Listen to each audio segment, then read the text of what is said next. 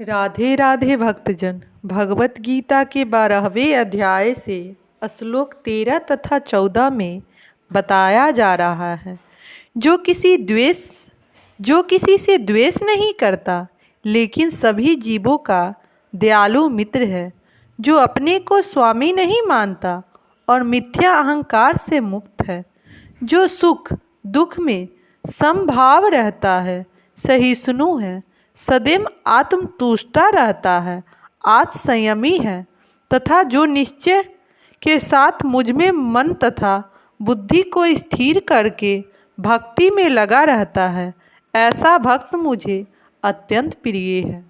अब इस श्लोक का विस्तार में अध्ययन हुआ है। शुद्ध भक्ति पर पुनः आकर भगवान इन दोनों श्लोक में शुद्ध भक्त के दिव्य गुणों का वर्णन कर रहे हैं।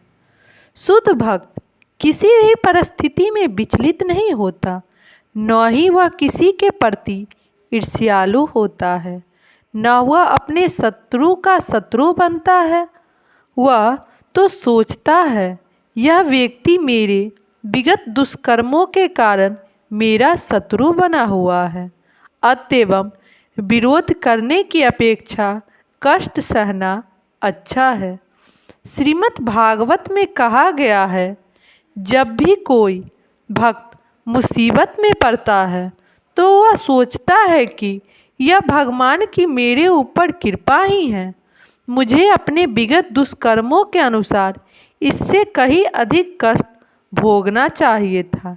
यह तो भगवत कृपा है कि मुझे मिलने वाला पूरा दंड नहीं मिल रहा, भगवत कृपा से थोड़ा ही दंड मिल रहा, अतएव अनेक कष्टपूर्ण परिस्थिति में भी वह सदैव शांत तथा धीर बना रहता है।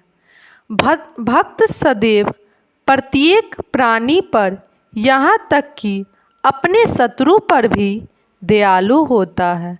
निर्मम का अर्थ यह है कि भक्त शारीरिक कष्टों को प्रधान नहीं प्रदान करता, क्योंकि वह अच्छी तरह जानता है कि वह भौतिक